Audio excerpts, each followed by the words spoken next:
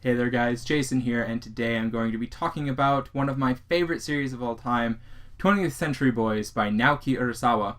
It was originally published back between 1998, I believe, just blanked on it, 1998 to 2006, and then there was and that was 22 volumes long, but then there was a 2-volume epilogue collected between January and July of 2007, labeled 21st Century Boys. This series is fantastic. Naoki Urasawa really outdid himself with this. It's a very complex story, it's very involved, and the characters get you so emotionally invested in what they're doing. You just really connect with them. It's very well done. The story is that of, it begins back in 1969. You have 4 boys are like the anchor of this group. Kenji, Ocho, Yoshitsune, and Maruo. The 4 of them and their friends build this fort in the empty field that they live near. They all live near this empty field, and in this fort they read manga, they talk, they just mess around. They're boys. They're like 12-year-old boys.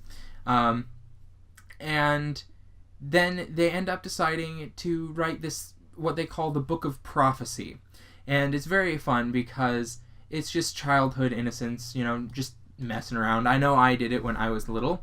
They write this Book of Prophecy that tells how a bad guy would take over the world. How would you, take over the world and dominate it? And, it just was innocent. They didn't really think much of it.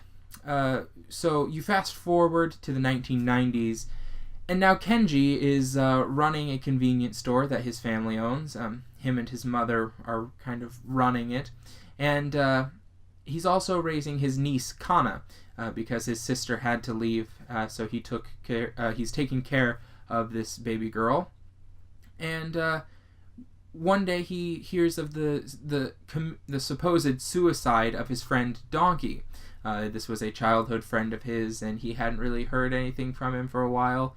But hearing of him committing suicide really kind of shook Kenji up, and he decided to just start, talking to his old friends again about it, and they started reconnecting and telling their lives and whatnot, and bringing up old stories from the past, and they even bring up the thought of the Book of Prophecy that they wrote. But it's also happening at the same time in Japan, where this new group, this new, basically a cult called the Friends, they're gaining a foothold in Japan, actually, centering around the main friend, the friend to all mankind, and this friend is talking about doing things and changing humanity and whatnot. And then, as he's basically preaching what he believes and what humanity should do, things start to happen that resemble what happens in the Book of Prophecy. Things start happening. There's a giant robot, actually, that starts attacking. There's a toxin that's spread about the country in a terrorist attack.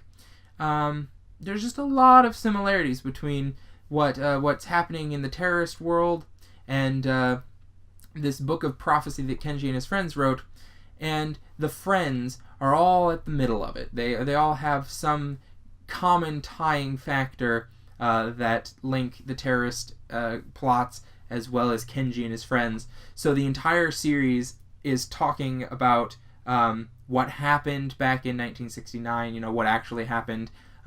It tells of the time, the Bloody New Year's Eve in 1999 going into the year 2000, and then it talks about in 2015 the aftermath of these events, and Kana, the young girl that Kenji was raising, it tells about her and her adventures trying to kind of fix the world that's been broken by the Friends. So it's a very tense story. I really love it. It's a fantastic, can't talk, a fantastically written story. I highly recommend it. It's so far the only complete Naoki Urasawa work I've read, and it is a fantastic one, to be sure. So if you've never read Naoki Urasawa, give this a chance, because the art is fantastic as well as the story. So you're just totally immersed emotionally and visually. You just have this amazing layout of artwork before you, and that perfectly complements the story. Naoki Urasawa is amazing with faces. He can draw subtle changes in them to give across, to communicate different emotions very well. It's so great. I absolutely love it. So, long story short, if you haven't checked this out, do yourself a favor and pick this one up. It's 24 volumes long total, so it's a little long, and each volume is a little wordy because it's got a lot of things to talk about. It's not a very action-heavy manga. It's more suspense thriller type, where there's a lot more dialogue. But so worth the read. Definitely recommend this. That's all I have for today. I think I've rambled enough. Thank you guys for watching, and I'll see you next time.